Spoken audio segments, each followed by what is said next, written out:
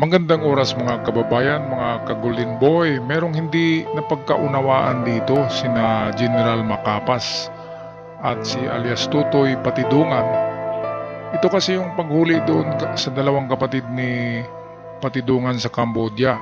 At ang humuli pala ay si General Macapas na isang old friend ko yan sa Cebu City.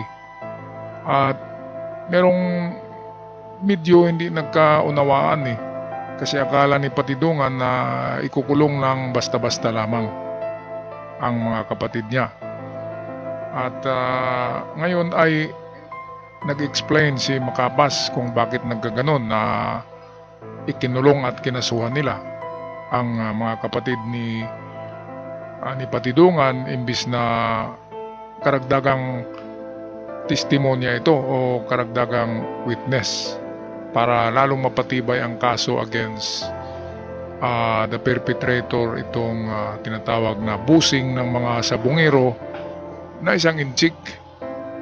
Okay, so ito ang ating video courtesy sa atin ng Bilyonaryo Channel at dito ipapaliwanag ng spokeswoman ng PNP ang nangyayaring ito na medyo nagbanggaan ang grupo ni Macapas at ang testimonya ni Dundon Patidungan. Narito ang video courtesy sa atin ng Bilyonaryo Channel. Diyan na ng PNP ang dalawang sinasabing missing link sa kaso ng mga nawawalang sabungero. Kilalanin kung sino sila sa agenda report ni Joash Malimban. Nasa kustodiya na ng PNP ang dalawang umano'y missing link sa missing sabungeros case. Ang dalawang taong ito nadiskubreng kapatid pala mismo ng whistleblower na si Julie Dondon Patidungan. Sila sina Ella Kim at Jose Patidungan, parehong directly involved sa mga operasyon ng missing sabungeros case. Si Ella Kim ang nakuna ng CCTV na nagwi-withdraw sa isang ATM gamit ang account mismo ng nawawalang sabungero na si Melbert John Santos. Si Jose naman, ayon sa PNP, ang isa sa mga nakuna ng litrato na bitbit ang nawawala ring si Michael Bautista habang nakaposas. Nitong July 22, nakuha ng PNP ang magkapatid na Patidungan mula sa Cambodia at napag-alamang si Jose may conviction at nakabinbing warrant of arrest pala mula pa noong 2018. Ayon kay PNP spokesperson General Jean Fajardo, hindi kailanman binanggit ni Patidungan na kapatid niya ang dalawang taong iniimbestigahan ng CIDG. Isang bagay na agad pinabulaanan ni Patidungan. Kaya naman nakuha yung kapatid ko at dahil inopin ko yan kay Secretary Boying Remulla. Ayan, so ang umpisa pala niyan, kaya natagpuan kung nasaan sa Cambodia makita yung mga kapatid at bakit hindi tumakbo dahil meron ng usapan sa kanilang kung kuya ba ito si Dondon na puntahan kayo diyan ng CIDG ni General Macapas at kukunin kayo dahil gawin kayong witness. Kaya biglang magalit si Patidungan ng pagdating sa Pilipinas sa ikinulong. And then nagpalabas ng itong affidavit si General Macapas at pinadala sa mga kaanak na magbaliktad daw ng testimonya. Doon nagkagulo-gulo na. Dahil bakit merong affidavit na pipirmahan ng mga kaanak ng sabungero na babaliktad sila at ang kanilang kakasuhan ngayon ay si Patidungan. Doon nagkagulo kasi walang naniwala kay Macapas doon pati yung mga kaanak hindi naniniwala at hindi pumirma. Ngayon medyo naano si Macapas medyo nasa alanganin siya kaya kumambyo ngayon. Sabi niya ay pareho naman sila ng tinuturo, walang iba kundi yung inchik. Yun ang sabi ni Macapas kasi magre-retire na to kung madungisan yung pangalan niya ay baka hindi makapag-retire. Kaya wala na, bumaliktad na rin si Macapas. Tinuro niya ay si Atong Ang na, hindi na si Patidungan. Kaya ang dito, dapat imbestigahan sino yung mga taong nagpakalat ng affidavit. Yun ba ay talagang tao ni Macapas? Kaibigan ko pa naman ito si Macapas. Maliit na tao lang yan, nasa 5'3" lang ang height niyan, pero general na. At imbestigahan kung sino yung mga pumunta doon sa kaanak at nagdala ng affidavit na ang dapat daw kasuhan ay si Dondon Patidungan. Dapat hindi ganun. Kasi ang nagturo sa kanila kung nasaan ang lugar na pinagtaguan itong dalawa sa Cambodia ay si Patidungan mismo. Medyo hindi lang to sila nagka-communicate ng maayos. Kaya akala ni Macabas na itong si Dondon Patidungan na ang mastermind, pero alam naman natin na hindi, di ba? Kaya tumatawa nga si Patidungan dito na nako, nabaliktad na, siya na daw si Atong Ang. Ay nako, ang tao nga naman, dapat kasi mayroong communication na maganda. O kaya nasabi ko nga, baka ginapang na talaga ang CIDG ng mga inchik, di ba? Baka ginapang na, din try nila na baliktarin yung mga kaanak, pero walang naniniwala eh. Kaya to exit gracefully ay itinuro ngayon ni Macabas na walang ibang mastermind dyan kundi yung inchik, hindi si Patidungan. Balik tayo sa video courtesy sa atin ng Bilyonaryo Channel. Ngayon, nung nag-usap-usap kami ni Colonel Ali at nabanggit ko yun na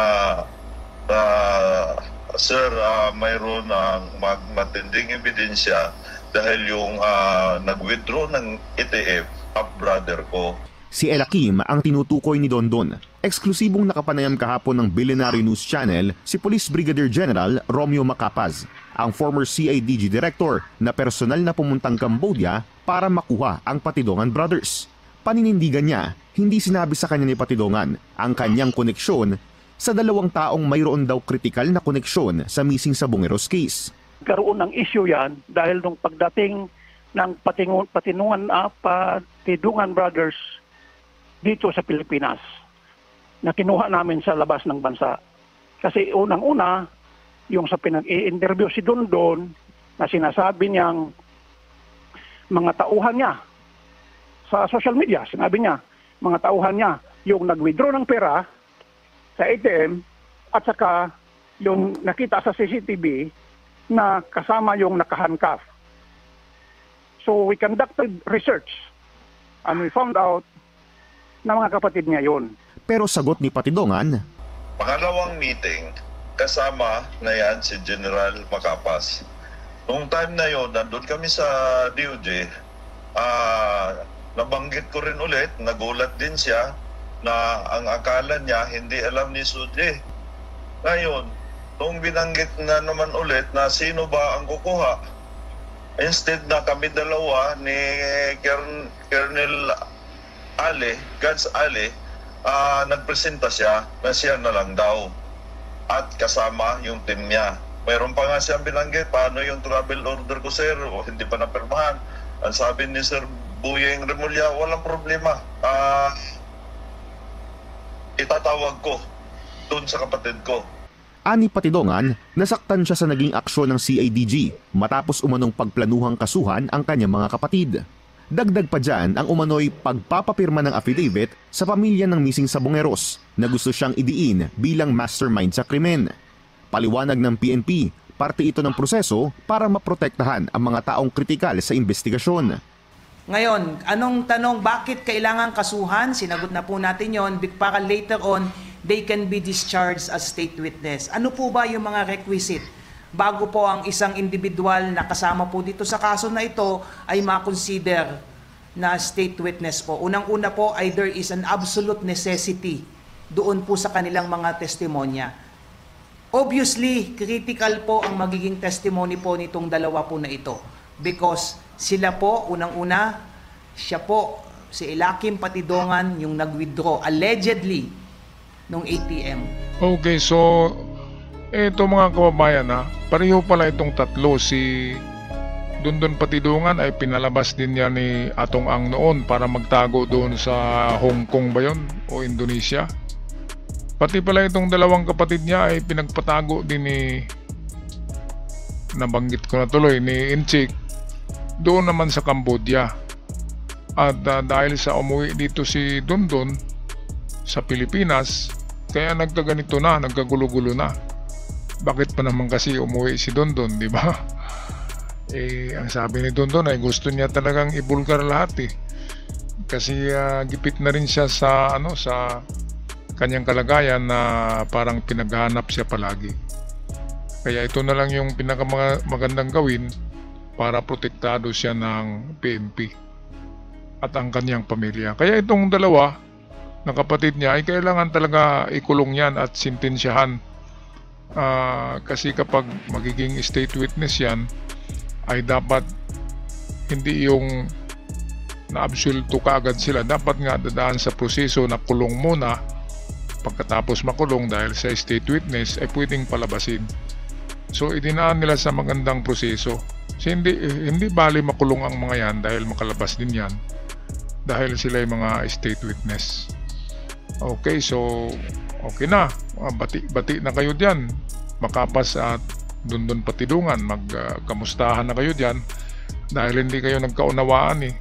Pero pinagtataka ko lang, bakit may daladalang affidavit yung mga CIDG na pumunta doon sa mga kaanak ng sabungero, at ang sabi doon sa affidavit ay baliktarin nyo ang testimonya. Bakit ganun na ang kakasuhan ay si Dondon Patidungan?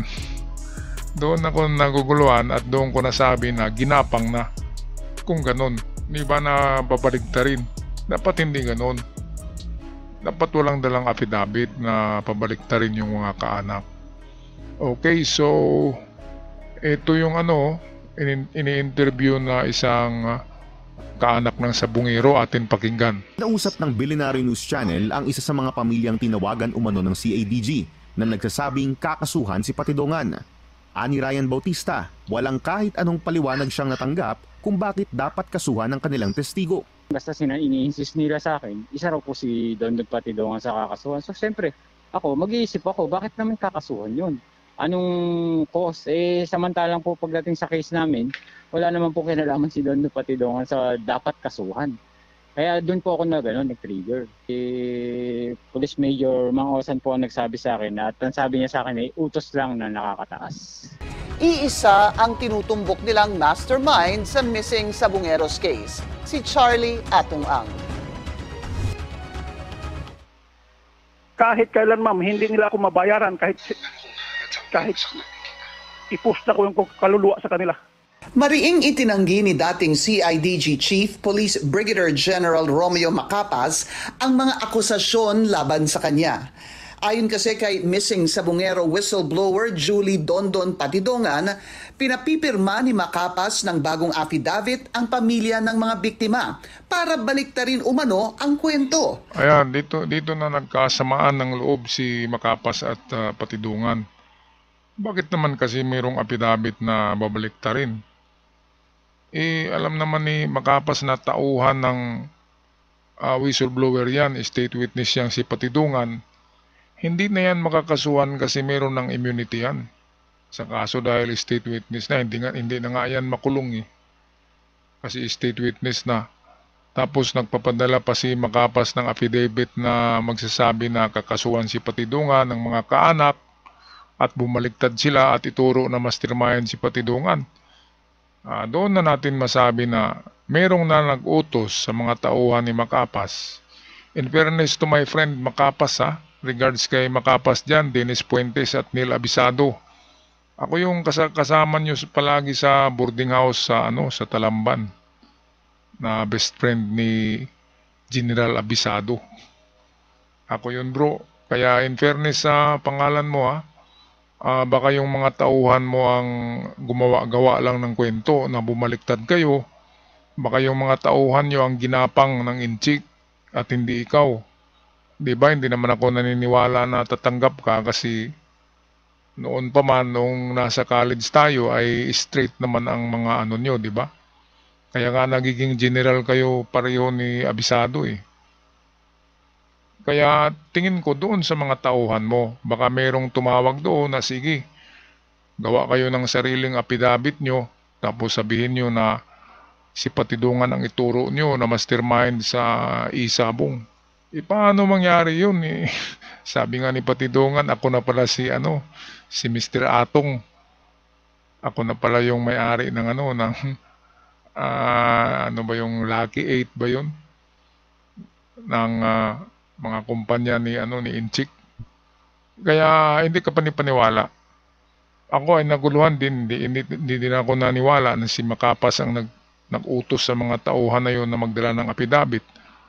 Baka may inutos lang si Macapas doon, pero baka nga may nakasingit. Di ba? Kasi kung ano-ano na lang ang ginagawang paggapang ng mga yan. Balita ko merong mga umatras na itong mga kaanak. At yung mga umatras ay meron na daw mga condominium ngayon. Meron ng mga apartment. Nasa 2 yata ang umatras. At yung iba daw ay nilalapitan, lalo na yung kapatid ni Lasko, pero hindi tumatanggap dahil mayaman naman sila Lasko. Kaya totoo yan na merong caterpillar, merong uod na gumapang-gapang. Di ba kahit nga si Director Rafael Calinisan ay nagagalit Talagang tinawagan siya ng busing ng sabungero na babayaran siya. Yun yun sa Napolcom na yun na director si Rafael Calinisan. Kaya totoo na merong gumagapang.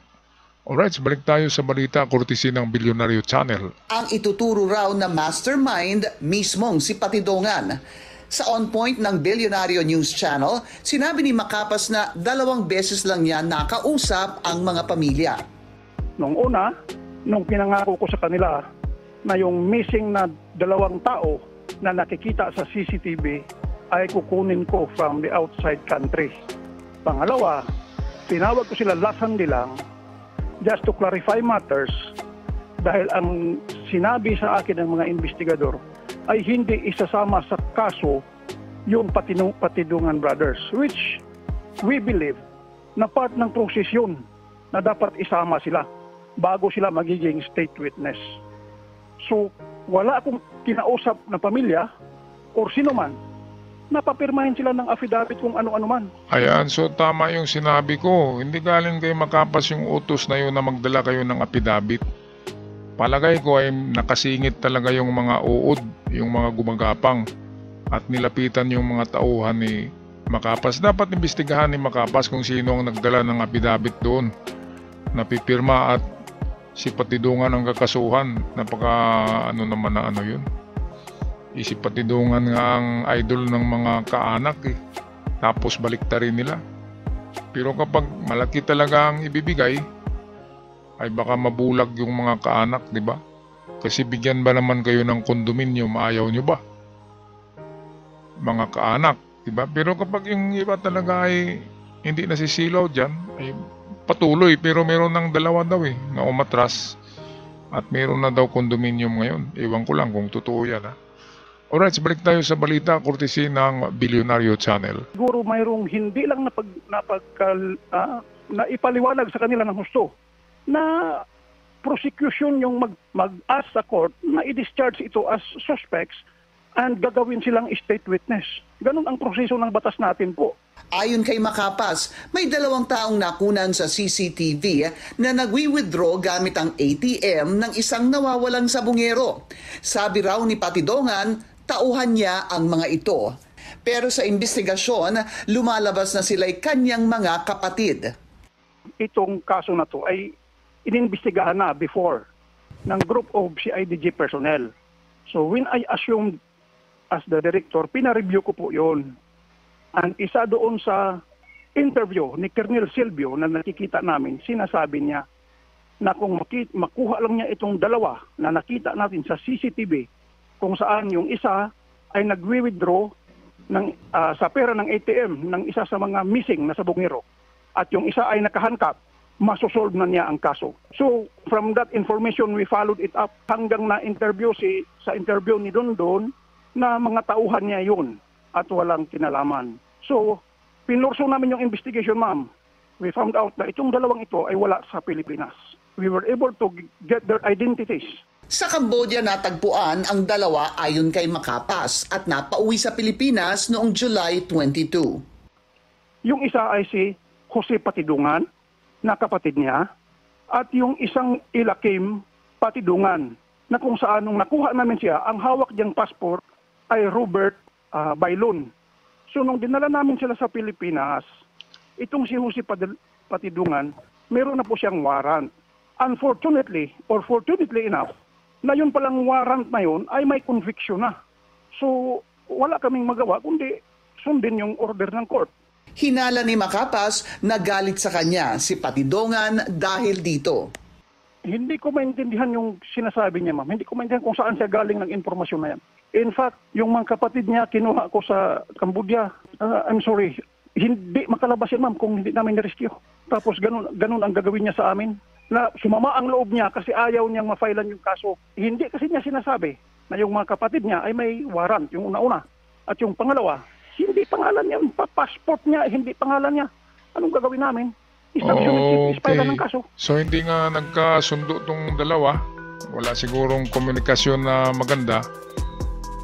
Tama lang naman yung sinabi ni Macapas na ikulong muna dahil meron ngang standing warrant of arrest at yung isa ay gumagamit ng peking passport kaya detinado.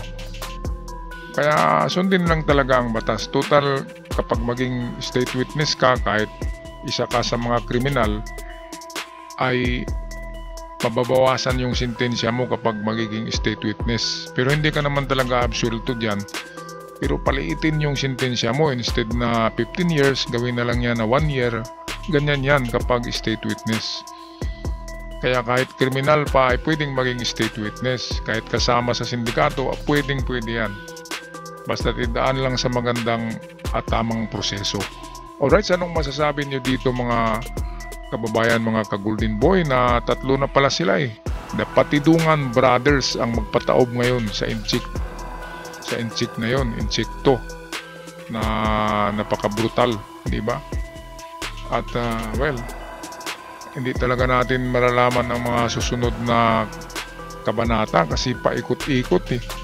Pa-twist-twist ang kwento ngayon nitong Sabongero. Sana ay hindi na to mapatagal dahil kung patatagalin, alam naman natin ang motto ng Supreme Court, di ba ngayon? Justice delayed, justice denied. Yan ngayon. At alam nyo naman na ang justisya pala ngayon, ang Supreme Court, ay kumikiling na pala sa mga Duterte. Duterte na pala yung 13 doon sa out of 15. Dalawa lang ang hindi. Kaya baka matulad lang ito noon na hindi nakulong si Inchik to, hindi na kulong dahil nga yung mga judges pala dyan, justices sa Supreme Court, ay totoong hawak nila dahil nga maka DDS.